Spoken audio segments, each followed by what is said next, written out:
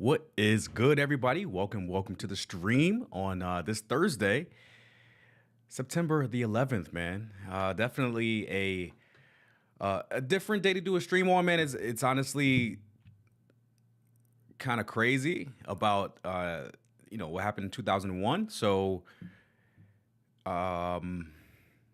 this is September 11th, 2025, and it's the anniversary of the 9/11 attacks. But we are not here for that. What are we here for? We are here to talk about geo-arbitrage. And I want to just do a quick introduction of not only the concept itself, but also I want to introduce myself. So I am your host, Jay. The YouTube channel is called Trippin with Jay. And what kind of started this conversation, at least, in my head, which is why I wanted to pick this topic, is I saw a YouTuber, right? I saw a video from a YouTuber. His name was Young D Mark, and it kind of inspired a little bit of today's stream because he made a video that was called "Fired in Thailand, Now What?" And I got to thinking, if I really and truly wanted to retire and go somewhere else where the US dollar and the exchange rate between the local currency, it benefits me and it can get me more from my dollar, why not move there? Okay? So if you are feeling the pinch of the high cost in the US, and you can be US based, you can be in the UK if you want to, things like skyrocketing rent, groceries that cost an arm and a leg, and that endless grind just to stay afloat, we're going to really dig deep into what is called geo-arbitrage. It's honestly the secret weapon that lets you turn your American dollars or British pounds into a luxurious lifestyle overseas. So we're talking about moving countries where the exchange rate works in your favor. So you're slashing your living expenses while you keep earning in your USD, so US dollar. And what's the best part about that? Look, we're going to focus on that and actually dig deeper into countries that are actually safer than the US, because you guys know, man, if you are watching this stream, the US, man, is not as safe as it used to be, just to say the least. But if you are new here, hit the subscribe button and hit that bell notification so you don't miss out on more tips for financial freedom and adventure. Drop a comment below. Have you ever thought about moving abroad or living abroad? I'm sure everybody that's watching this video probably has. I definitely have in the past, and I actually lived abroad for about 6 months in Mexico. But let's get into it. This is going to be a game changer. Oh, and stick around for the end. I'll share some exclusive resources for you guys to actually get started on your own. So let me continue here. What exactly is geo-arbitrage? Let's kind of break it down and discuss what it is and how you yourself can actually obtain this as well. So geo-arbitrage, short for geographic arbitrage, is basically exploiting the differences in cost of living and currency strength between countries. So picture this. You live in the US, maybe earning $60K a year as a remote worker, freelancer. Let's not talk about freelancing here, or even on a pension. In the States, that might cover a modest apartment in a mid-sized city, some takeout food here and there, and the occasional vacation. But what if you could take the same income and live like a king or queen in paradise? I don't know. Here's how it works. The US dollar is one of the strongest currencies in the world. When you move to a country where the local currency is weaker or the cost of living is way lower, your money stretches further. Rent that costs $2K a month in New York, oh man, that's crazy. It's suddenly $800 in Lisbon, Portugal. Bro, groceries, $500 per visit, especially if you go to Costco, right? It's down to $200 in Hanoi, Vietnam. And healthcare, dining out, travel, all cheaper. You're not sacrificing quality, you're upgrading your life. I remember hearing about a friend who was a graphic designer in Chicago.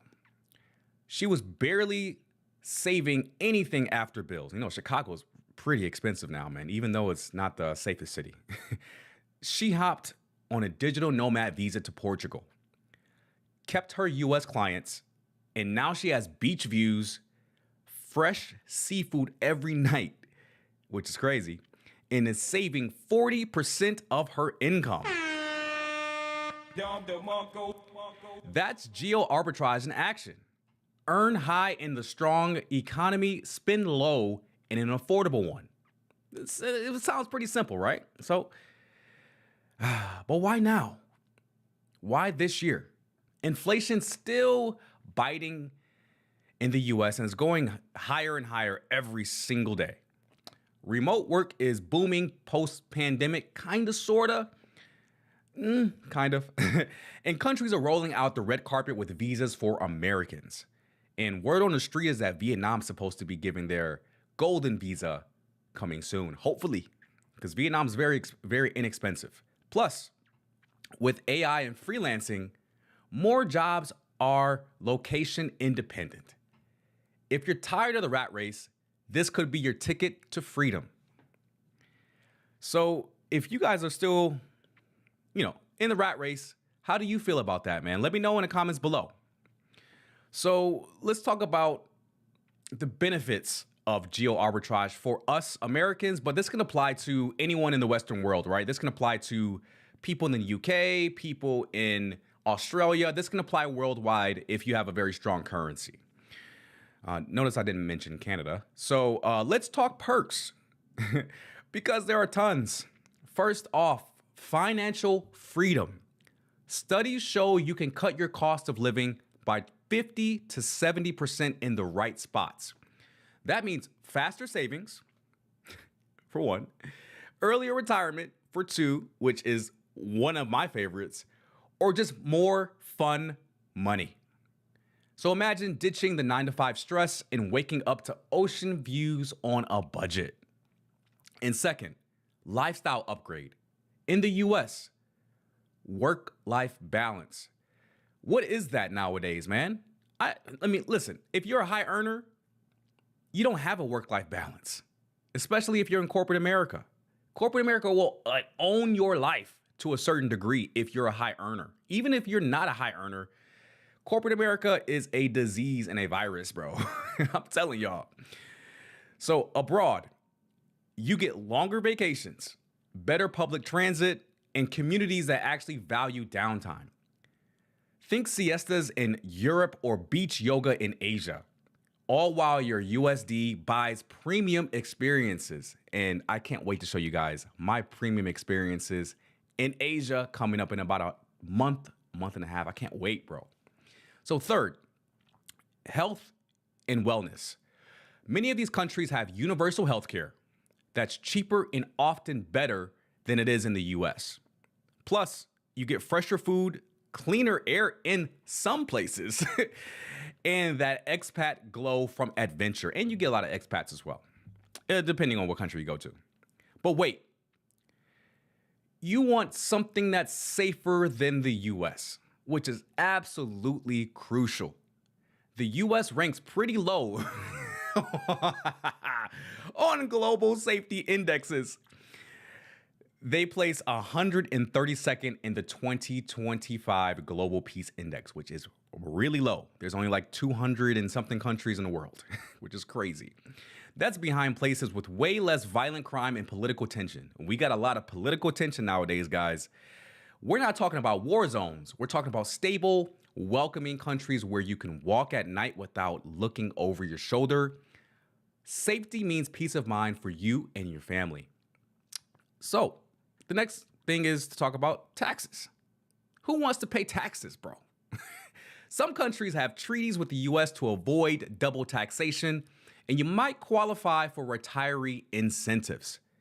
And culturally, you'll grow, learn languages, make global friends. It's not just moving, it's evolving and really getting into a different culture other than your own. Of course, it's not all rainbows and sunshine. So there's culture shock. There's different time zones for work if you're a remote worker. And dog, you're going to miss your family and your friends, right? But with flights that are cheap and video calls made easy with FaceTime, Google, all that jazz, it is manageable. But the key is research. But we'll cover that later. So what do you guys think so far? Is Geo-Arbitrage a right fit for you? Let me know. Comment. Hey, we're live, so you can chat in the comments or you can leave a comment below the video as well if you're watching this on the replay. So let's talk about safety, man. Why it matters and how do you pick a specific location if you're truly concerned about safety? So safety isn't optional. As Americans, we're used to headlines about boom booms and unrest. I can't say the S word. I can't say the S word on YouTube for some reason. It's really crazy. But abroad, you can choose spots with low crime rates, strong rule of law, and expat-friendly vibes. We use metrics like the Global Peace Index or the GPI from Vision of Humanity. Lower scores mean safer. US is about 2.45, ranking 132nd, which is really, really low. We're targeting countries in the top 50 or better.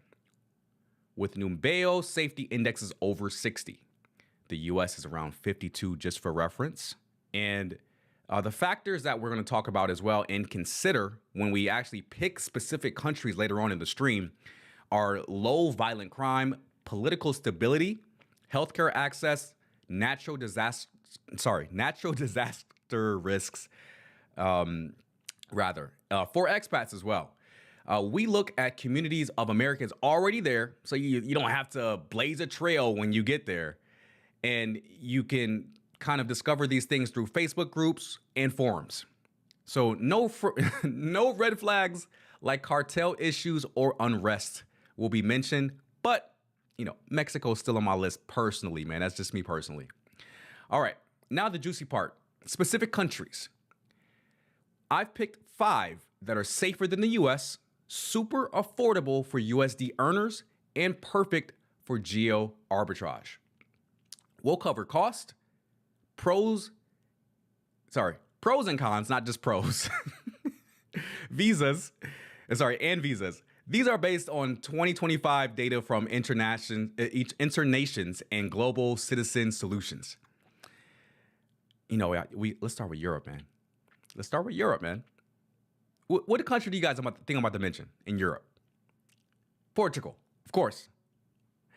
The GPI index is 7th. So one of the safest countries in the world. And when we talk about violent crime, it's almost non-existent. Expats rave about feeling secure in Lisbon and on the beaches as well. And now let's talk about the cost of living. A couple can live comfortably on $2,500 USD per month. 2 people, bro. A couple for $2,500. How many of you make $2,500 a month, bro? How many of you guys make $2,500 a month and you can kind of figure it out how to do it remotely? You can go to Portugal and live comfortably. And you can take your girl or you can find one in Portugal. Rent for one bedroom in the city center of Lisbon is $800 to $1,200 a month. Groceries about $300. Dining out is about $10 to $15 per meal, and I would assume that's also per person. Your USD buys about 92 euro cents right now, but Portugal's costs are 40% lower than the US average. There's also an exchange advantage as well. Strong dollar means luxury on a budget. And who doesn't love saving money while still getting that premium experience? So you can kind of think wine tastings and historical tours for pennies on the dollar. And when you talk about visas, right? We got to figure out how to stay there legally. All of us want to stay there long term. So let's talk about the D7 visa for passive income. So you have to prove that you make $800 a month or more passively, or the golden visa with investment. So you guys can most likely Google that on your own to figure out what the requirements are for the D7 visa and the Golden visa, which honestly is very attainable for Americans. And let's talk about some of the pros. The best thing, at least for me personally, is the mild climate. I've never been to Portugal, but I've been to their neighbor, Spain, and that climate was great as well. But Spain isn't as expat friendly as Portugal is, and Spain's pretty expensive too. And with Portugal, rather, English is widely spoken. They have amazing food, and it gives you EU access as well. So it also has great healthcare. Great healthcare. Oh my gosh, I can't speak today, guys. My bad. The cons. We've got a few cons here, guys. Summer's crowded with tourists. That's possibly the worst con that you can think about when you think about a place to live, but you don't have to live in Portugal. They have much more cities as choices for you to reside in. So you don't necessarily have to stay in Lisbon. You can go to different cities like Porto and stay there. That's typically less crowded. But if you are a remote worker, Porto's tech scene is booming. And you guys remember my friend earlier from Chicago? Well, that friend is in Portugal now, and they are loving it. So let's move on to the next country, which is in Asia. And I did mention it before, earlier in the stream. So what country do you guys think it is? It's a country I'm going to later on this year. It is the country of Vietnam.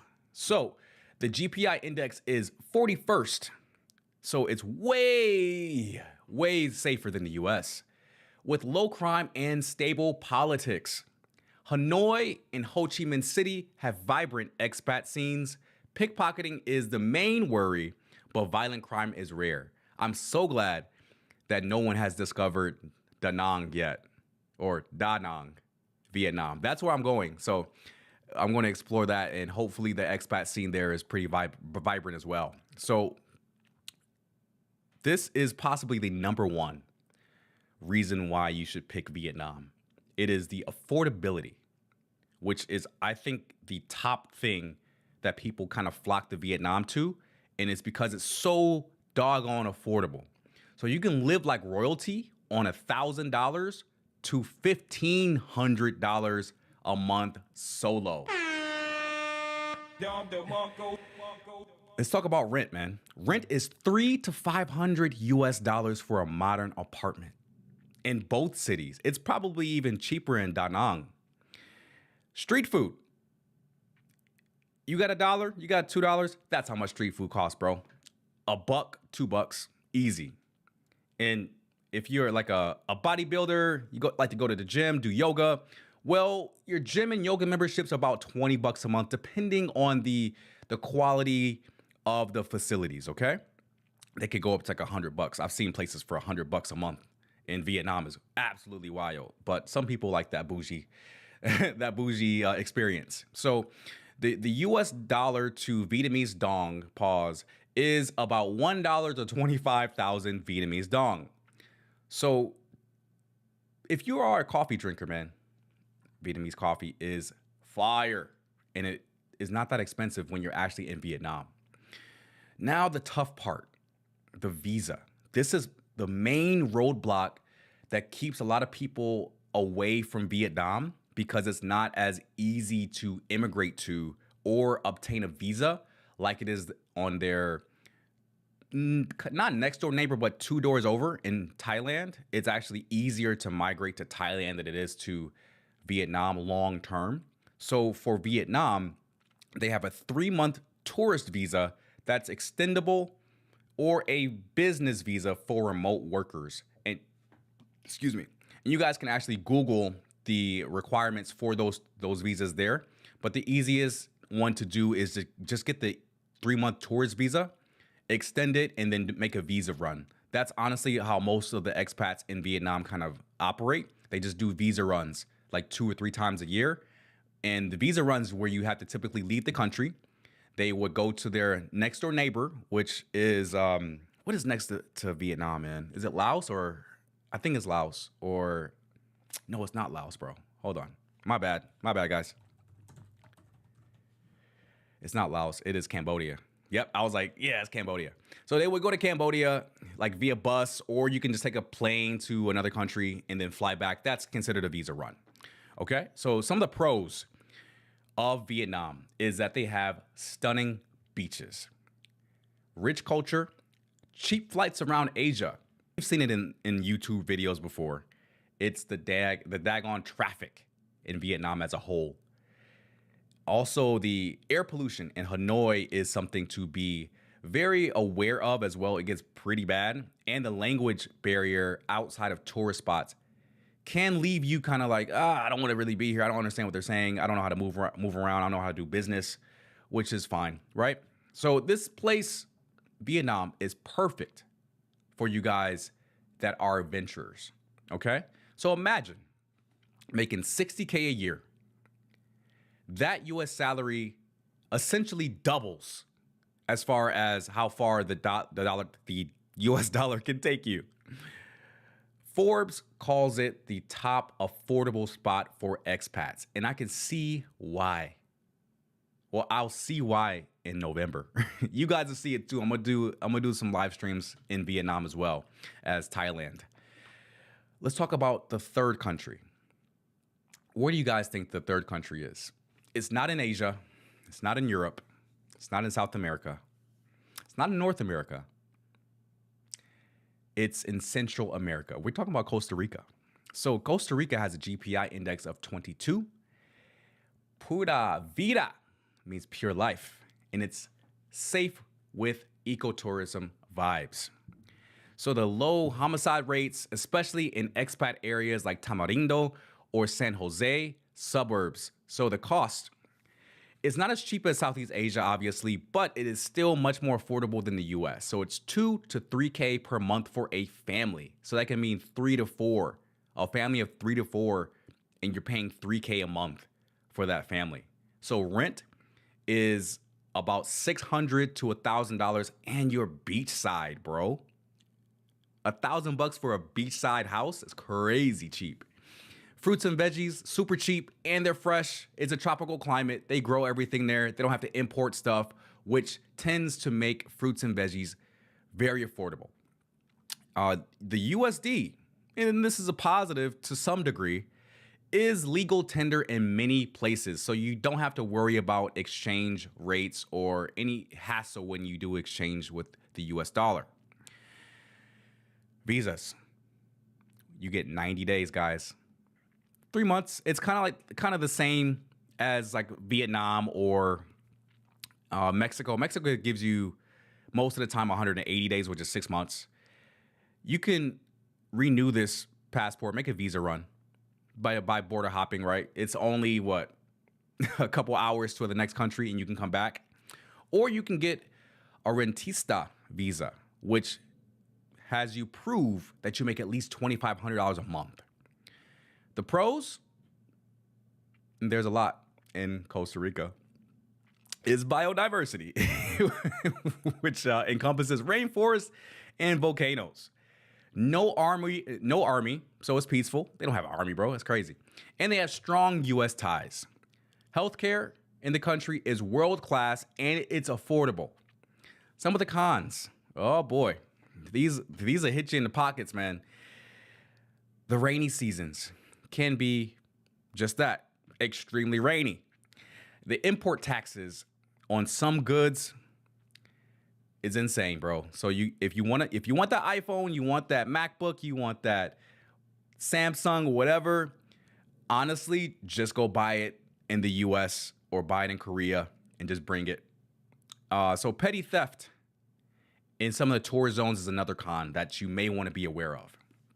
So many Americans do retire here because of not only the proximity to the US, it's only one flight away from the US, but it's kind of like Hawaii, but half the price. And if y'all have ever been to Hawaii before, you can kind of side with me on how expensive it is to simply exist and breathe in Hawaii. They actually were thinking about charging for oxygen in Hawaii, which that's how expensive it is. So some of the wins as far as doing geo-arbitrage in Costa Rica is that you save on housing while being able to surf on a daily basis or go to the beach and relax and chill, right? Okay. We got a few countries left. So country number 4 is Uruguay. Where is that? Y'all don't know? Let's look. Let's take a look, man. Uruguay is in South America, man. If you guys didn't know. Uruguay. It is. Let's see if I can expand the map and share it with you guys. I am not in the picture, which is crazy. 1 second, guys. So Uruguay is right next to Argentina and right below Brazil. And it is in South America. It is way down there. It takes a while to get there. So you have to understand that you won't be that close to the US, but you'll be able to save some money by doing geo-arbitrage. So the GPI is 50th. It's the safest country in South America. Montevideo feels like a European city. It has very low crime for the region and very progressive laws. The budget that you'll need here is $1,500 to $2,500 per month. Rent could range from $500 to $800 a month. And when you talk about the exchange rate, $1 US is about 40. What's their currency? I'm curious. What is their currency? Uruguay currency. Oh, the peso. Bruh. It's a peso. So $1 US to 40 Uruguayan pesos. So it stretches pretty far. The visa, 90 days. You can extend it to residency when you prove that you make at least $1,500 a month of income. Some of the pros: beaches, guacho, culture. And they have the legal green, if y'all know what I'm talking about. If that's your thing, man. So they have excellent public health care as well. And, you know, the number of English speakers are growing within the country. Some of the cons is that it has a much smaller expat community than other countries. But I have met some expats that live in Uruguay and they love it. They say it's one of the best countries ever. They have very cold winters, though, and it's a lot further from the U.S. than the other ones that we mentioned besides Southeast Asia. And this is ideal if you love South America. So you kind of get quiet luxury on the US dollar, okay? So let's talk about the last country here. What do y'all think it is? It's in Asia. It's not Thailand, even though I will definitely put Thailand on this list as well. It's not Laos. It's not Cambodia. Where is it? It's Malaysia.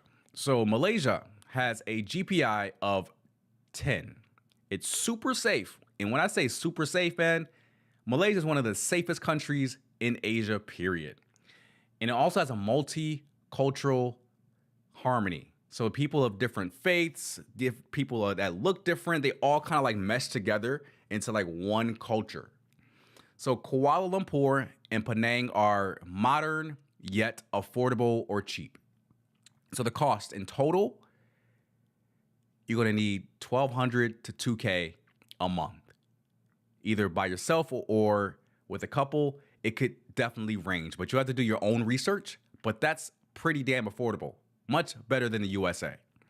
The rent is $400 to $700 a month on average. And the food is about $3 per meal, bro. So the visas. So just like a few of the other countries that we mentioned on this list, they have the 90-day visa, which is the tourist visa, or they can do the MM2H for long-term stays in Malaysia. So you may want to research that as well. So some of the pros: has some diverse food. So you can have American food, you can have Malaysian food, you can have Thai food, you can have any food that you kind of really want. And they have a lot of English proficiency in the country. And on top of that, they have islands. They have a whole bunch of islands because Malaysia itself is an island. So they have a lot of different places to visit and explore if you happen to stay either short-term or long-term in Malaysia. Some of the cons: And this comes with living in Southeast Asia. Bruh, it's the humidity. Bruh. The humidity there is pretty bad. I don't know which country has it worse in Southeast Asia, but I've been to Thailand before, and Thailand was almost unbearable during summertime. It was ridiculous. They can be quite conservative in some areas. So if you guys are the type to get super wild and go crazy and have these crazy parties and want to go out to bars and stuff, Malaysia may not be the right fit for you. May want to go to Thailand or Cambodia that has a much more less conservative environment. And also another con is the traffic in the country as well. This country, Malaysia, is Asia's hidden gem for geo-arbitrage. You can live large on your remote income. Okay. How do you get started with geo-arbitrage? Are you inspired yet? Because I am, bro. Like, to be honest, I would love to make about, comfortably 80 to 100K a year passively and live in one of these countries like without worry, right? That's the dream. Or get a remote job making that same amount and living abroad. But let's start out with step number 1. How do you do geo-arbitrage and how do you get started? Assess your finances. Need a remote income or savings? Aim for a 3 to 6 month buffer. Tools like Numbeo can give you cost comparisons with different countries, which is how we got this research in what we've mentioned so far. Step number 2, research your visas. Sites like Nomad List or official embassies can give you a lot of information about how to obtain either a short-term or a long-term visa or a retirement visa as well, depending on your financial situation. And for US citizens, it doesn't really give you a whole bunch of hurdles. Just secure that remote job and you should be good to go. So step 3, visit first. Ooh, this one's a good one. Visit the country first. This is huge. Do not, and I repeat, do not move to a country without visiting the country first. Do a 1 to 3 month trial in the country. Airbnb it for that period of time. Test the waters. Get to know the culture. Get used to the people, the food, the climate, all those things about the country. Get used to that stuff first.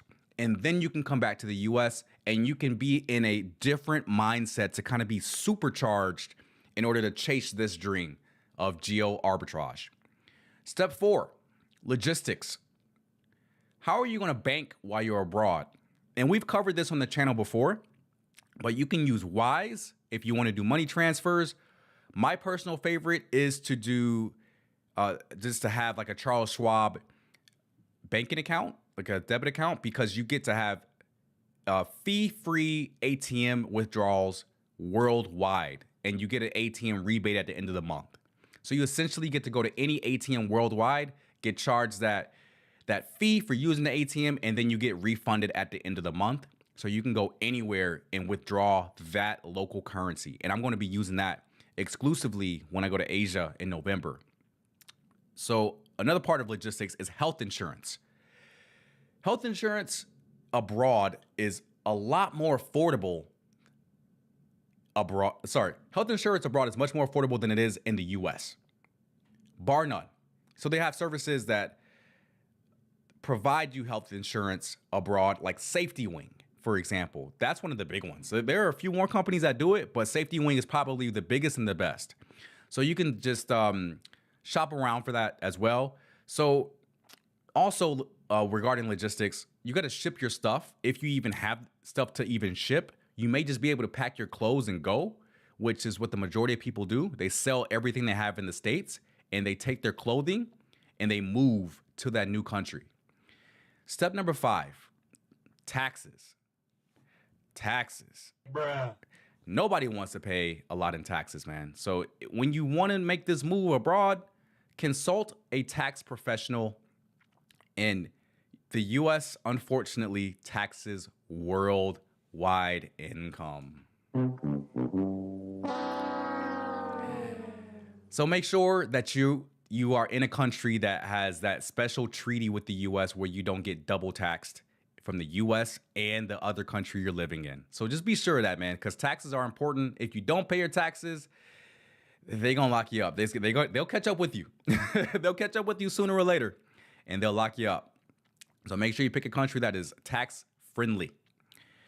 So some additional tips that you guys may be able to find useful is to join expat groups on Facebook.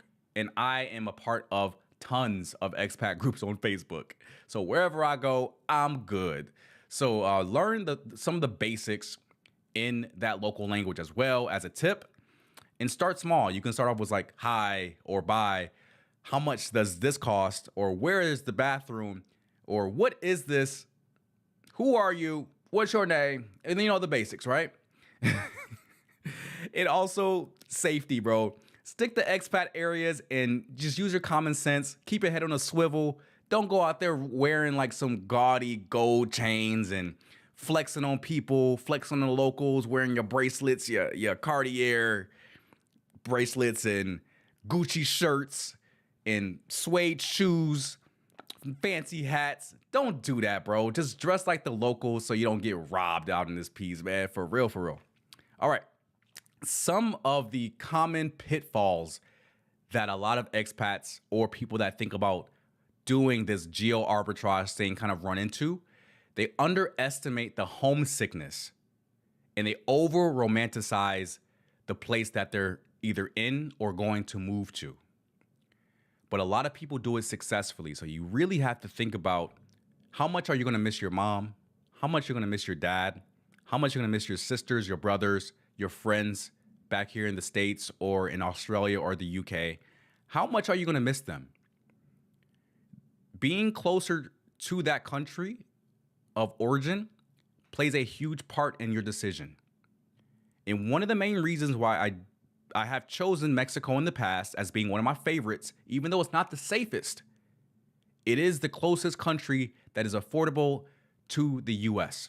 I can take one flight and be right back home. So that's why I chose Mexico personally, but the reasons that you choose where to do geo-arbitrage is up to you. So there you have it. Geo-arbitrage, your path to a richer, safer, more exciting life. From Portugal's cobblestones to Vietnam streets, your USD can unlock it all. If this fired you up, like, share, and subscribe for more. Check the description box for links below on how you can support the channel. And, I appreciate you guys tuning in. And let me know what you think in the comments below.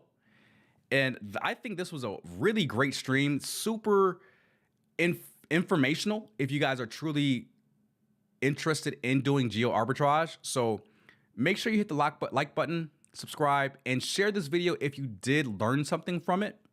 And I'll hang out just for a second or two if people want to chat and ask some questions. Otherwise, man, we're out, man. I appreciate you guys tuning in. This was about a 50-minute stream, almost an hour. So we got to talk for an hour about geo-arbitrage. And if you guys did tune in for the entire stream, y'all got some sauce, man. Y'all got like some really good sauce it took me a few hours to kind of get this information together. I'm not gonna lie to you. So this was super useful, at least for me personally, and I hope it's as useful as it is for you guys as well. So I am your host, Jay. The YouTube channel is called Trippin with Jay, and I'm taking y'all on a trip in November to Thailand, Vietnam, and potentially South Korea. So make sure you're subscribed, and I'll see you soon, guys. We live stream on every Tuesday, Thursday, and Saturday. And I'll see you guys on Saturday. And I got a special video for you guys tomorrow, so be on the lookout for that too. But all right, guys, this is it. Thank you guys for tuning in. Peace.